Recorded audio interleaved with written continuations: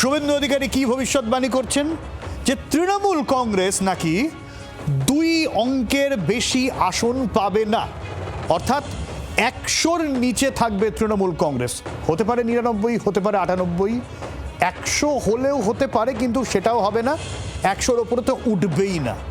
জি 24 ঘন্টায় এক্সক্লুসিভ বিরোধী দলনেতার কি ভবিষ্যৎবাণী সময়।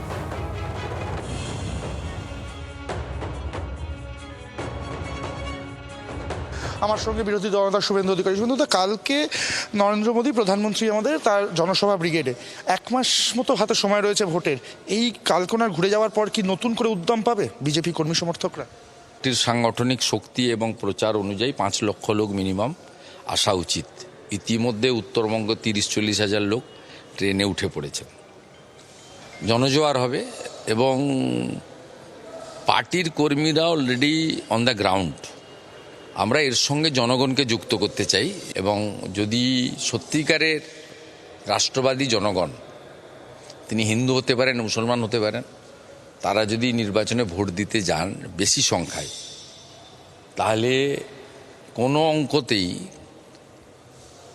তৃণমূল কংগ্রেস 2 ডিজিটের বেশি পাবে না, অর্থাৎ 100-র নিচে থাকা উচিত। রাষ্ট্রপতির যে ব্রেকফাস্ট, তার আমন্ত্রণ বয়কট করেছে তৃণমূল। রোজা পালন করছেন নাকি দলের একাধিক সাংসদরা, তাই জন্য যেতে পারবেন না। এটাকে আপনি কিভাবে দেখছেন? কদিন আগে দ্রৌপদী মুর্মু ঘুরে গেছেন, কিছু অভিযোগও করেছিলেন। বাংলার লজ্জা তৃণমূল, বাংলার লজ্জা। সাংবিধানিক প্রধানকে অপমান করা, অস্বীকার করা, একজন আদিবাসী মহিলাকে অস্বীকার করার মধ্য দিয়ে ঘুরিয়ে অপমান করা। ক দফায় ভোট আপনি চাইছেন? কারণ আর তো 2-1 দিনের মধ্যে ভোট ঘোষণা সম্ভবত হয়ে যাবে। পূর্ণ নিরাপত্তায় ভোট চাইছি। যত মিনিমাম না করলে নয়, সেই মিনিমাম করা উচিত। 14 তারিখ প্রধানমন্ত্রী নরেন্দ্র মোদী, তার আগমনে নতুন করে উদ্যম পাবে বিজেপি কর্মী সমর্থকরা এবং এই আগামীকালের ব্রিগেড থেকেই কিন্তু আবারও নতুনভাবে কাজে নামবেন বিজেপি কর্মী সমর্থকরা। ক্যামেরায় রঞ্জিতের সাথে অর্কদীপ্ত, জি 24 ঘন্টা, কলকাতা। শুভেন্দু অধিকারী যখন 99টা আসনের ভবিষ্যৎবাণী করছেন, এর আগে একই রকম ভবিষ্যৎবাণী করেছিলেন অভিষেক বন্দ্যোপাধ্যায়। তিনি আরও নামিয়েছেন বিজেপিকে, 50টার বেশি আসন পাবে না বিজেপি, এমনটা ভবিষ্যৎবাণী ছিল অভিষেক বন্দ্যোপাধ্যায়ের। শোনাই।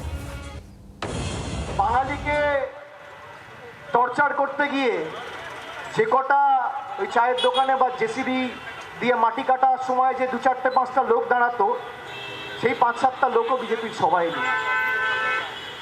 এরা নাকি বাংলায় ক্ষমতায় আছে। আমি বলছি চ্যালেঞ্জ, 50-এর নিচে নামাবো, নিচে নামাবো। রাজনৈতিক বিশ্লেষক সুমন ভট্টাচার্য রয়েছেন এই মুহূর্তে আমাদের সঙ্গে।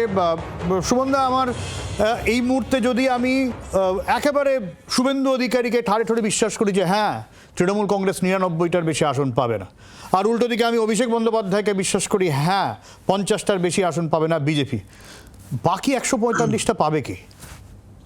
যেহেতু এর উত্তর আপনিও জানেন না, যে দুজনের বাইট আপনি দেখালেন তারাও বলতে পারবেন না, ফলে আমি কোনো রাজনৈতিক ভবিষ্যৎবাণীকেই আপাতত গুরুত্ব দিচ্ছি না। ইলেকশনের এখনো ডেটও অ্যানাউন্স হয়নি, এখনো আমরা জানি না কে প্রার্থী। ফলে আমার ধারণা পশ্চিমবঙ্গের ফলাফল কি হবে সেটা যেদিনকে ফলাফল বেরোবে সেদিনকেই বোঝা যাবে। শুভেন্দু অধিকারী শুধু একটা বক্তব্য নিয়ে আমার চিন্তা আছে, যে এটা ওই রাষ্ট্রবাদী জনগণ যদি সবাই ভোট দিতে নামে, তার মানে কি রাষ্ট্রবাদীরা সবাই বিজেপির সঙ্গে নেই? না পশ্চিমবঙ্গের যারা জনগণ তারা সবাই রাষ্ট্রবাদী নন? উনি বলতে চাইছেন পশ্চিমবঙ্গের জনগণের মধ্যে অনেক লোকই রাষ্ট্রবাদী নন। আমার এই বক্তব্যটায় একটু দ্বন্দ্ব আছে, কিন্তু আমি তাছাড়া দুই যুযুধান প্রতিপক্ষের কারো ভবিষ্যৎবাণীকেই কোনো গুরুত্ব দিতে রাজি নয়। সুমনদা, এরকম ভাবেও কি ভাবা যায় যে এই মুহূর্তে যা পরিস্থিতি, আফটার SIR, আফটার এতগুলো যে বিচারাধীন রয়েছে, এখানে এক্স্যাক্টলি এভাবে মানে পলিটিক্যাল ফিউচার বলা সম্ভব নয়? দেখুন, এখনো অব্দি আপনি যে প্রশ্নটা করলেন, সুপ্রিম কোর্টের যা ডাইরেক্টিভ, তাতে যেদিন অব্দি যেদিনকে ভোট হবে তার আগের দিন পর্যন্ত ভোটার তালিকায় কারো নাম উঠতে পারে। ফলে আমরা তো জানি না প্রত্যেকটা বিধানসভা কেন্দ্রের ক্ষেত্রে শেষ পর্যন্ত কত ভোটার থাকবে। ফলে সেটা না জেনে এই ধরনের কোনো ভবিষ্যৎবাণী করাতে আমার খুব একটা মানে আস্থা নেই। আর আবারও আমি বলছি, রাষ্ট্রবাদী শব্দটা আমার মনে হয় গোটা বাংলার মানুষ যারা রাষ্ট্রবাদী নন তারা কি যারা বিজেপিকে ভোট দেন না তারা রাষ্ট্রবাদী নন? এটা একটা ফলস জেনারেলাইজেশনের দিকে শুভেন্দু ঠেলছে। আমি এই জায়গায় একটু প্রবীরের কাছে যাবো, আমাদের প্রতিনিধি। তৃণমূলের অন্দরে হাওয়াটা কি, তাদের কি অ্যাসেসমেন্ট এই মুহূর্তে? অভিষেক বন্দ্যোপাধ্যায় যেরকম 50টা বলে দিয়েছেন বিজেপি পাবে না, তৃণমূল কংগ্রেস কি মনে করছে অন্দরে হাওয়াটা কি সার্বিকভাবে, প্রবীর?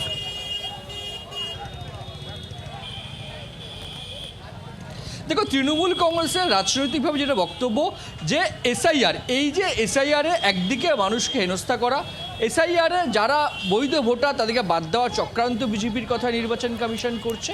এবং এই পুরো পর্বে দেখা গেছে যে বৈধ ভোটারের নাম যাতে বাদ না যায়, তৃণমূল কংগ্রেসই একমাত্র রাস্তায় ছিল এবং এর ডিভিডেন্ড তৃণমূল কংগ্রেস পাবে। তৃণমূল কংগ্রেসের সর্বভারতীয় সাধারণ সম্পাদক অভিষেক বন্দ্যোপাধ্যায়কে বারবার বলতে শোনা গেছে যে 250টির বেশি আসন পাবে তৃণমূল কংগ্রেস এবং চতুর্থবারের জন্য মুখ্যমন্ত্রী হবেন মমতা বন্দ্যোপাধ্যায়। পাশাপাশি দাঁড়িয়ে অভিষেক বন্দ্যোপাধ্যায়কে বারবার বলতে শোনা গেছে যে 50-এর নিচে নেমে আসবে রাজ্য বিজেপি এবং সেক্ষেত্রে দাঁড়িয়ে 40-এর নিচে হলেও কিন্তু অবাক হবেন না তিনি। এবং পুরো বিষয়টা কিন্তু এসআইআরকে সামনে রেখে, বর্তমানে এসআইআর পরিস্থিতিকে সামনে রেখে তৃণমূল কংগ্রেসের এমনটাই দাবি। বাংলার আওয়াজ, বাঙালির আবেগ, জি 24 ঘন্টা।